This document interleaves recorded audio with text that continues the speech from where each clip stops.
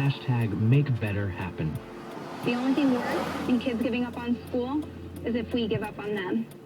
Rogers Productions presents the All-Star Pre-Mother's Day Gospel Explosion 3, Saturday, May 9th at the Pleasant Grove Tabernacle, 1927 Fulton Street in Brooklyn, New York. Doors open at 3, program starts at 4, featuring Lee Williams and the Spiritual QC, Tim Rogers and the Fellas, Bishop Darrell McFadden and the Disciples, the Swanee Quintet, the Gospel Legends. You'll also hear June and the Zionettes, the Group Fire, Roy and the Revelations, the McDonald Sisters, S.W. Washington and Favor, Johnny Peoples and the Gospel Crowns, and Billy Walker and the Charlie Story All-Stars. Your MC Dalton Anderson. Tickets are available at all the usual locations. For further information, call the church at 718-773-8049 or the 24-hour hotline at 516-763-1540. It's the All-Star Pre-Mother's Day Gospel Explosion 3, Saturday, May 9th at 4 p.m. at the Pleasant Grove Tabernacle, 1927 Fulton Street in Brooklyn, New York.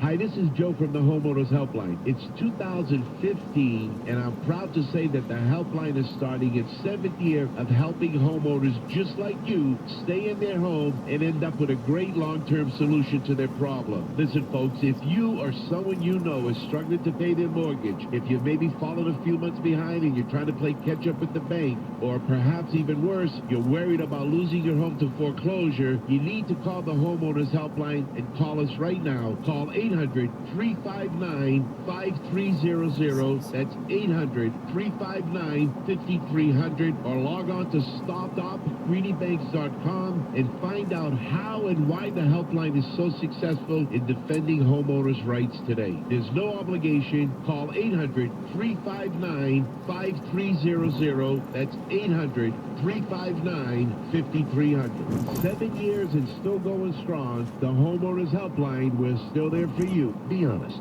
Will owning a bigger TV help you get ahead in life? Will another pair of shoes make you a better person?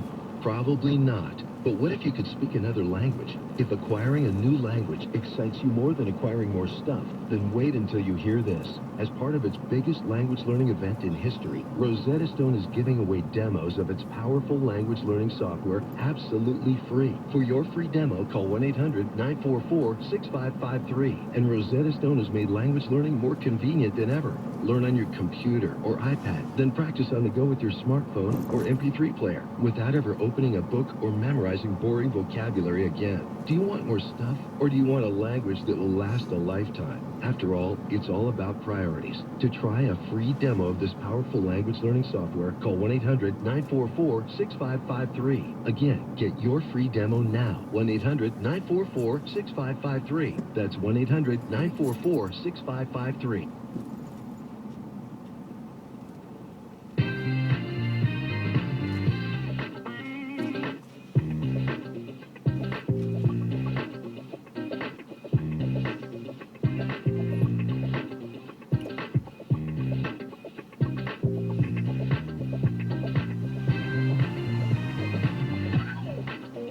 Keep it real.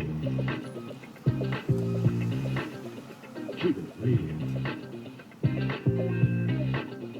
Keep it real.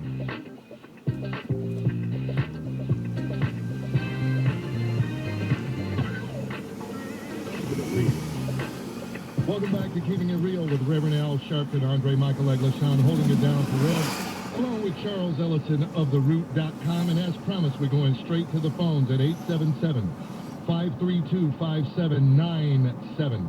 Let's go to line 2 and welcome Ramo joining us from Atlanta, listening on 1380 WAOK. Did I pronounce your name correctly, Ramo? Do we have Ramo with us? You hear? Yeah, you're coming in and out. We'll give you one more shot at it. Go ahead, Ramo. All right, let's try line 5.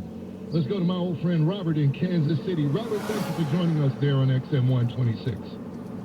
Hey, how you doing, Andre? Doing good, Robert. Good to have you with us. Well, I can't wait until you get your own show again. You're very good. You're one of the top shows in the world, in the United States. But you know what, Andre? This is my opinion about police officers. They don't get offended. To me, they're just a waste of. I think these cities, they spend too much money hiring police officers because if you think about it, they really don't solve crime. I mean, just about every year they say that over 6,000 black men are murdered at the hands of other black men, and we don't know how many, Caucasian people murder each other. But this is my personal opinion, Andre. I just don't think police officers solve crimes, because I watch these police officers here in Kansas City. They race across town, and about the time they get to the incident, the thing is over with. They're just there to write a report. And I'm going to give you one more example.